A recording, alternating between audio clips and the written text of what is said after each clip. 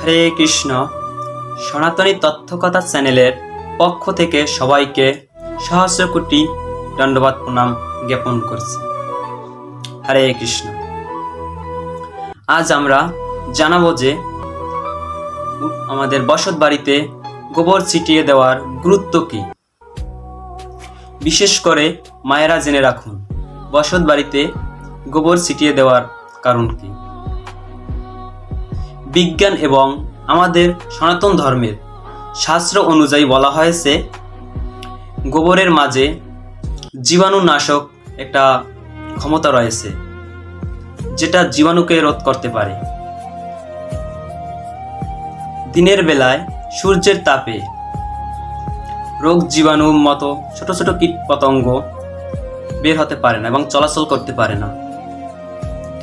ওরা রাতের বেলায় উঠানে এবং বসতবাড়ির আঙিনায় বের হয়। তার পাশাপাশি আমাদের গ্রামের সকল বাড়িতে এই জীবাণুগুলোর কারণে বিভিন্ন রোগ সৃষ্টি হয়।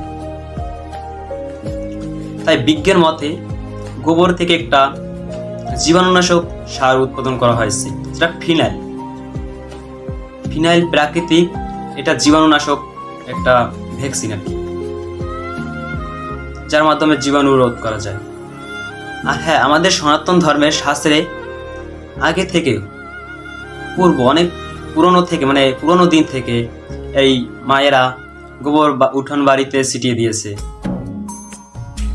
আমাদের শাস্ত্রের নিয়ম অনুসারে বিজ্ঞানের মতে মিল রয়েছে। তাই আমাদের মায়েরা বিশেষ করে সকালে ঘুম থেকে উঠে গোবর বালতিতে গুলে নিয়ে তারা ছিটিয়ে দেয়। এটা সব বাড়িতেই, তবে যারা এখন পর্যন্ত দিননি তারাও আজ থেকে শুরু করুন। পরিবেশ এতে রক্ষা থাকবে এবং রোগ জীবাণুও দূর হবে। তার পাশাপাশি পরিবেশ সুন্দর লাগবে এবং আপনাদের মনও পরিষ্কার থাকবে। অনেক মায়েরা রয়েছে যারা গোবর ধরতে ঘৃণা করে, তাদের সম্বন্ধে আমি একটু বলি।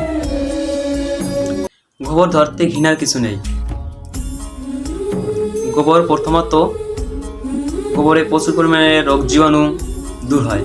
আমরা ভাবি যে গোবর ধরলে আর রোগ জীবাণু বেড়ে যাবে, তা না। গোবরে একটা নির্দিষ্ট সময় আছে, হয়তো 2 দিন, 1 দিন অথবা 24 ঘন্টা, একদিন, এইভাবে কিছু সময় গোবরের মাঝে জীবাণুনাশকের ক্ষমতাটা খুব বেশি থাকে, যে কারণে তখন ওটার মাধ্যমে জীবাণু নাশ হয়। তাই মায়েরা কখনো 2-1 দিনের গোবর ধরতে ঘৃণাবোধ করবেন না। এই ঘৃণাবোধের কারণেই অনেক মায়েরা উঠানে গোবর ছিটিয়ে দেন না।